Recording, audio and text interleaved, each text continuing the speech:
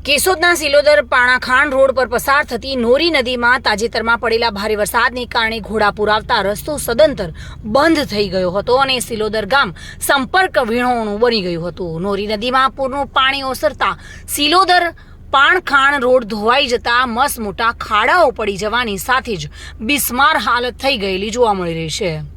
સિલોદર ગામવાસીઓ અને આગેવાનોએ જવાબદાર તંત્રને રજૂઆત કરી હોવા છતાં આજ દિન સુધી કોઈપણ પ્રકારની કામગીરી હાથ ધરવામાં આવી નથી। સિલોદર પાણખાણ રોડ પર કાયમી ધોરણે પસાર થતા સંખ્યાબંધ વાહન ચાલકો અને પોતાના ખેતરમાં ખેતીકામ માટે જતા ખેડૂતો તંત્રની બેદરકારી અને કુંભકર્ણની નિંદ્રાને કારણે હેરાન પરેશાન થઈ રહ્યા છે। કેશોદના સિલોદર પાણખાણ રોડ પર આવેલી નોરી નદી પરના પુલને ઊંચો અને પહોળો બનાવવામાં આવે તો ચોમાસામાં પાણી ભરાવાની સમસ્યાઓનો કાયમી ધોરણે હલ થાય તેમ છે।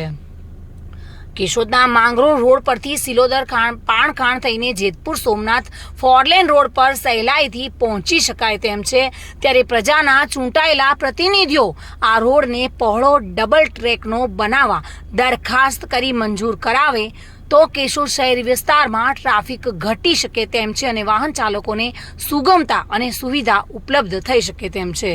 ત્યારે પ્રજાના ચૂંટાયેલા પ્રતિનિધિઓની ઈચ્છા શક્તિ કેટલી પ્રબળ છે તે તો આવનારા દિવસોમાં જ ખબર પડશે। રાવલિયા મધુ સાથે bureau report, today Gujarati news.